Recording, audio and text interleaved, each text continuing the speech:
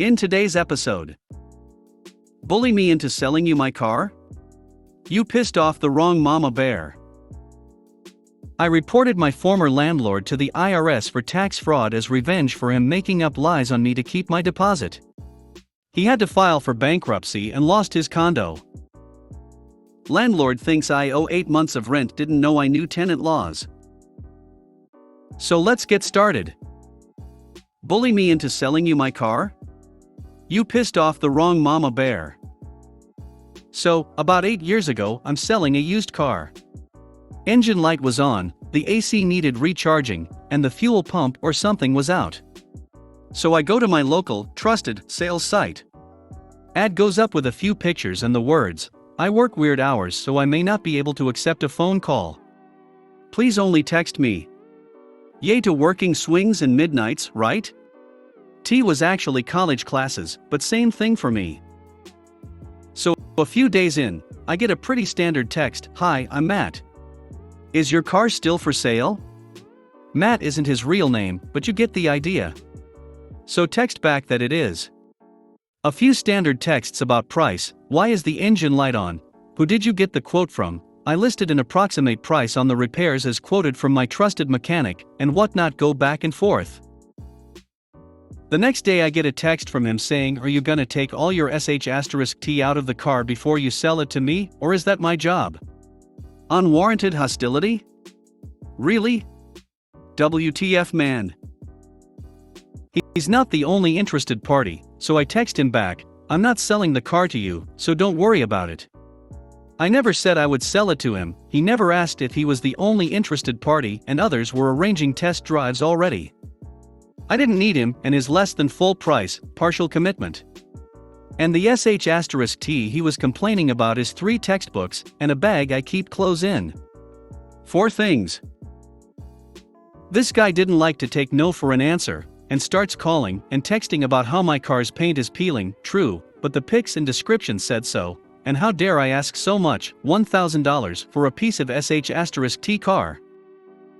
I started replying for a time, telling him he wasn't going to get the car, that I had other interested buyers, so he didn't need to worry about it, etc.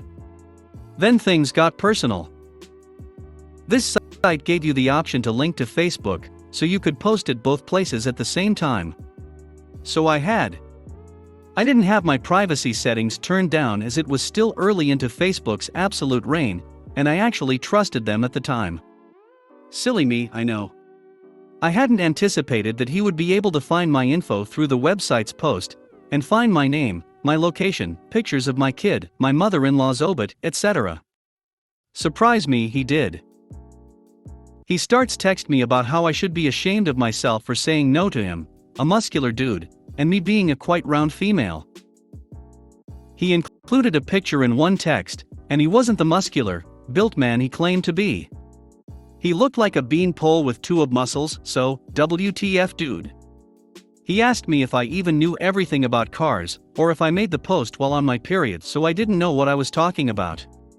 He texted that I should be lucky, I was already married, or else he would come to my house and show me how a real man handles a little b*tch. He got close, but didn't have an address, and the way my address pulls up on GPS, he never would find my apartment, thankfully.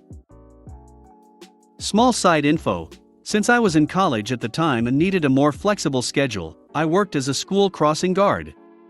Every 2 weeks or so, we'd go in to sign our time cards in order to get paid. This crossing guard gig was a hire though my local PD. Not all crossing guard gigs are the same, but this one was. During one of these visits into the office, I was using my phone while I was waiting for my boss to get to me, my name being low in the alphabet. I hadn't yet blocked the dude as it hadn't been long since this started, and I was hoping it would fizzle on its own. I didn't check my phone in class, choosing to turn it off to avoid ADHDing on it the entire day, and I was often flooded with several hours of texts all at once. What I saw on my phone drove me over the cliff. He started texting about pictures I had posted on Facebook about my 8 or 7-year-old son. He had just majorly crossed the line. The cleanest version of his texts included things like "Your kid is just as ugly as you are. I hope you don't plan on him leaving home to get a wife anytime soon." And how a smudge of dirt on his face from a day at the zoo looked like I beat him. I didn't sell you a car and you're taking out your rage by threatening to R*PE me and accusing me of beating my kid? OH*LLNO. Apparently, I was loud when I said what I did, because my boss stepped right over to me next and asked what was wrong. Great person. Would boss again. I told her that I was getting this abusive texts from a rando that tried to buy my car. I told her I was about to erase the texts and block him, but she's like, no, wait, don't do that. Let me see your phone. So happy I didn't delete them because this next part still makes my heart sore. I offer and she takes my phone, reading all the sick and vile things he texted to me. She tells me to wait until she's cleared the lobby of the other crossing guards, so I do. She then tells me to follow her behind the security doors at the PD station, still having my phone. I don't know what's happening, but I liked and trusted her, so I do. I follow her back to her office where she works on her computer, referring my phone on occasion. She asks if all I have is the phone number or if I got his name too. I tell her I only got a first name and scroll to the text where he introduced himself. And semi-uncomfortable amount of time later, she hands back my phone. Something to mention, my boss isn't just administrative. I didn't know it at the time, but she's a full-on lieutenant in the local PD. She came up the ranks from patrol, moving to a position where she exclusively investigated child/elder/disabled abuse complaints before moving into her current desk position. Needless to say, she didn't take people threatening harm to kids lightly. Because I hadn't blocked the number, I still have the text messages with the dude's name, and she had used it to cross-search him and the phone number. Long story short, she knew exactly who he was. She says not to worry, but don't delete or respond to his texts anymore, she had it. If it got worse, I should call her or 911 as appropriate right away. Unconcerned and happy she had the situation in hand, I leave and go to class. When I'm back to the office to sign my next time card 2 weeks later, I had several unread texts from the guy. I had filtered them so I didn't see them pop up and hadn't read them.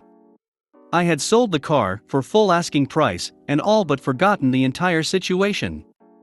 My boss tells me to wait for her again as she had something else for me to sign, and I again return to her office.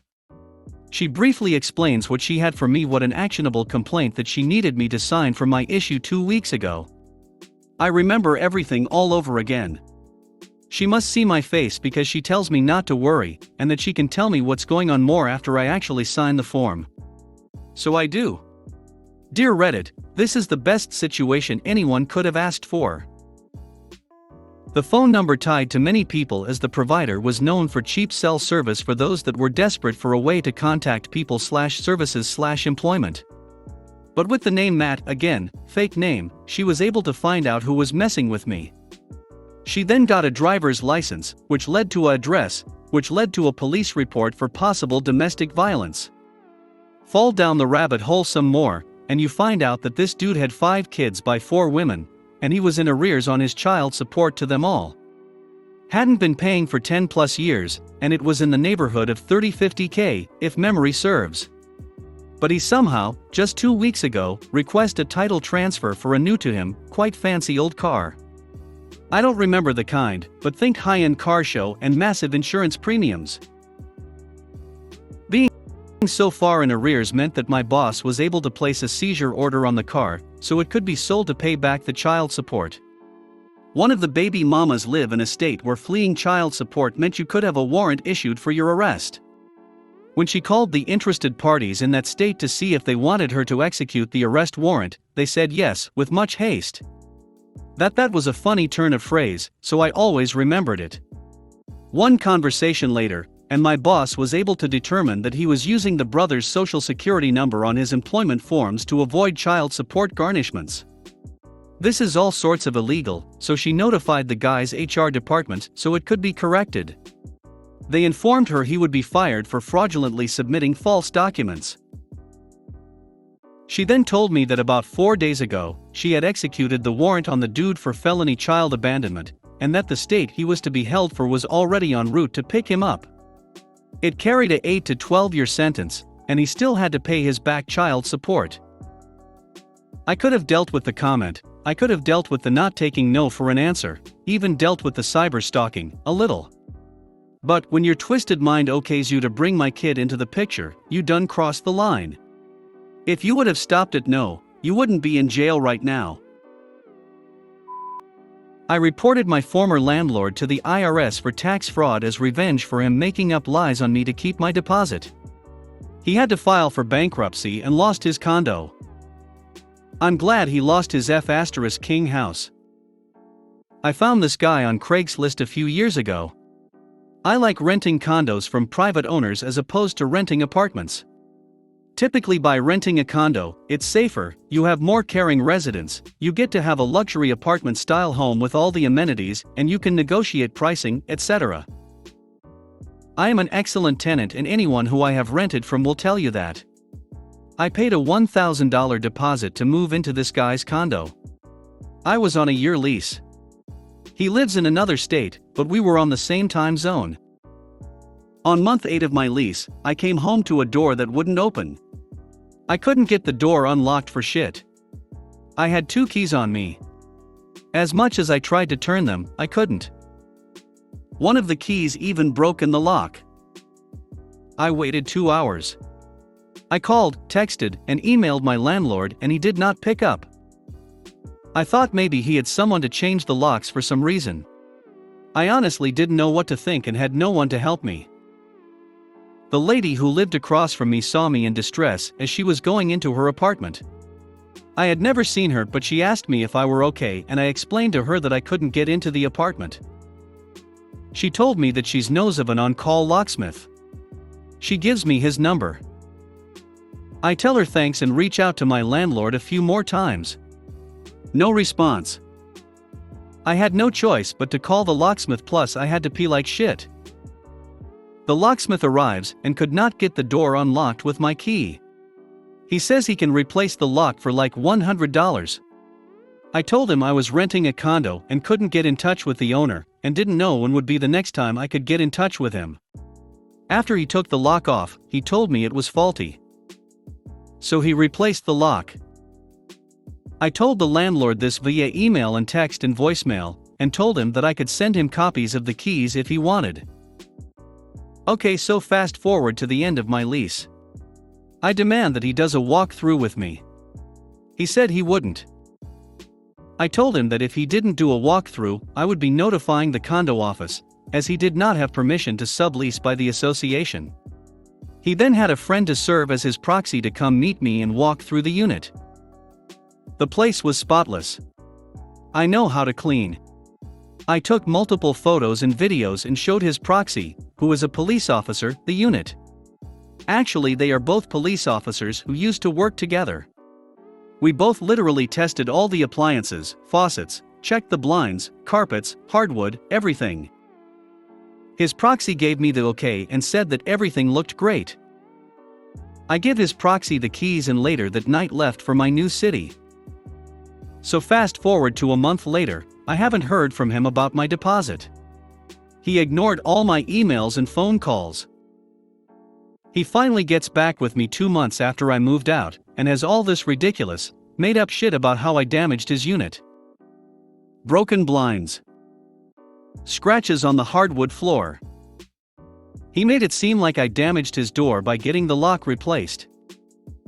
He said there were scratches on the outside of his door. Rust here and there. Broken dishwasher. Broken sink. Oven was broke. Broken dryer. SMFH, just all F***king lies. I would never leave a unit in that condition. He sent me an itemized list of all the charges that magically came out to be $1,000. The same as my deposit. He was always planning to keep my money. He wanted that money to either ball on it or upgrade his condo. I hated him. I decided I wasn't going to go to court because I had moved to a different state and live alone, but I thought of something. He rented to me under the table and likely didn't claim my rent payments as earned income. I had all my wire transfers on my bank statement.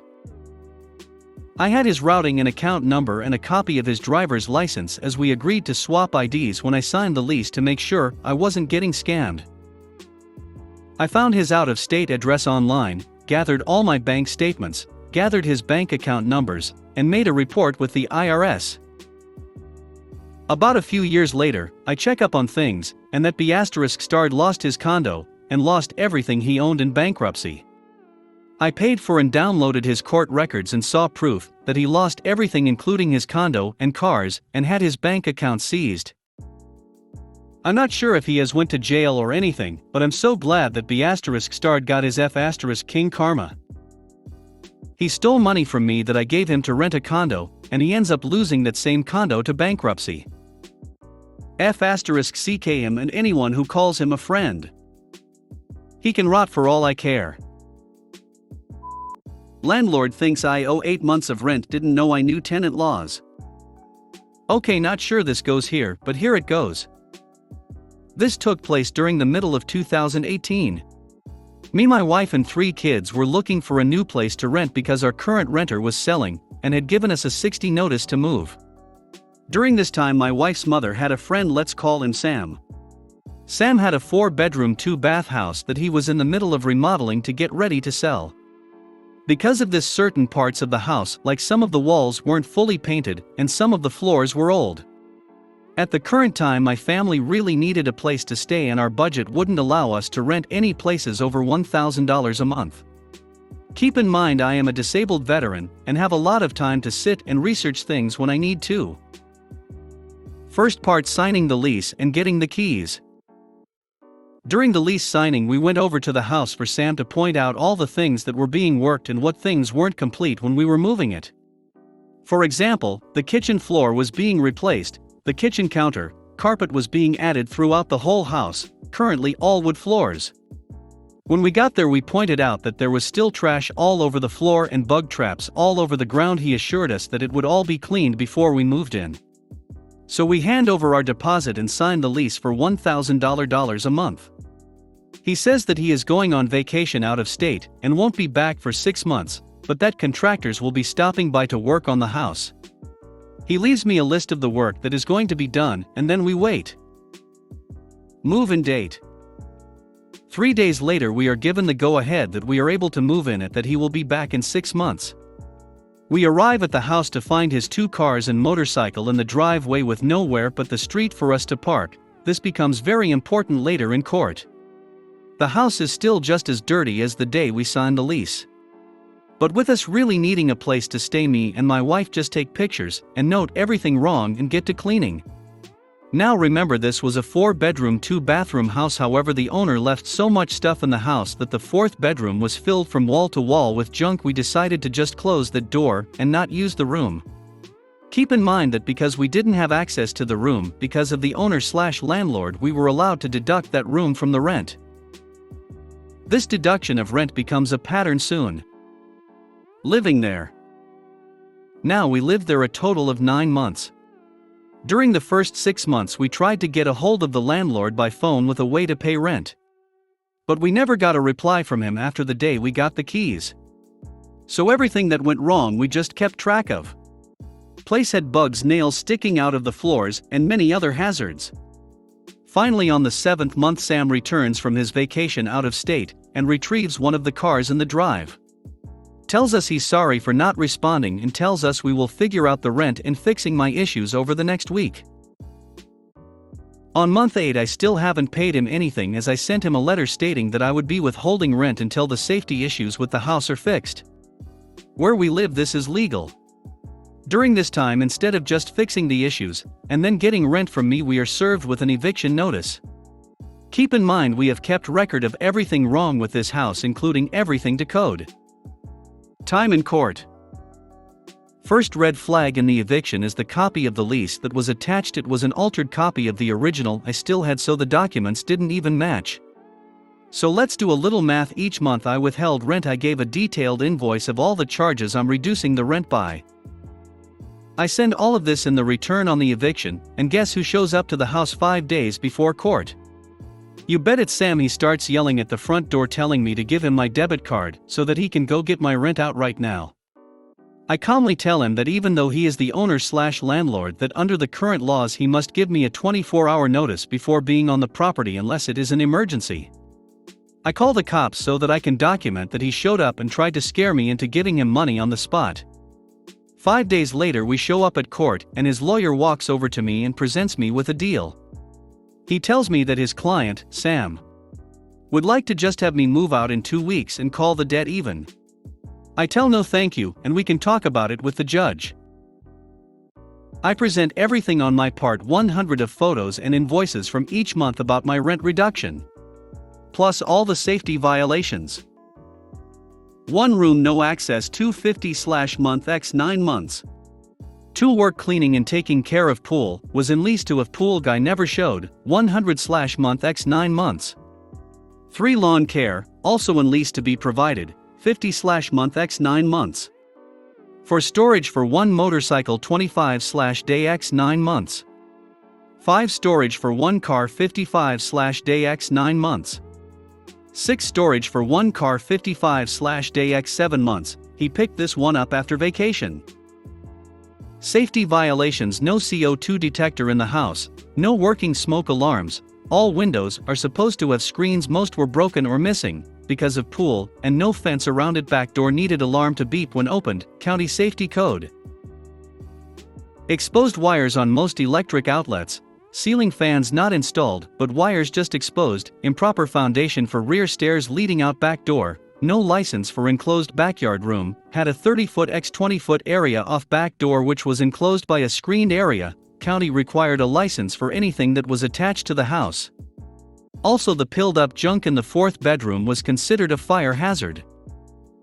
Now I picked the rate per day to store the vehicles at the house because legally I could have had them towed off the property even though they are the owners. This is the rate the impound lot would have charged per a day the vehicle was in lot. This added up to a total invoice of $36,750, the $9,000 owed for rent leaving $27,750 owed. After hearing both sides, the judge ruled in my favor, giving my landlord 3 options. 1. He could pay me $9,999 max allowed in small claims court here, and I would have 7 days to be off of the property.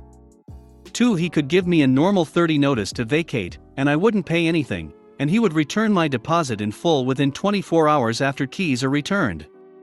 Or 3. I could continue to live there, but no rent would be owed until all safety issues were fixed and his stuff on the property removed. He chose to go with option 2. On a side note, found out from my wife's mother about a year after we moved out, some of the shady upgrades he did to the house caused a house fire and burned down. This wasn't anything I did, but it felt so good to know that karma gets you in the end. Thanks for watching.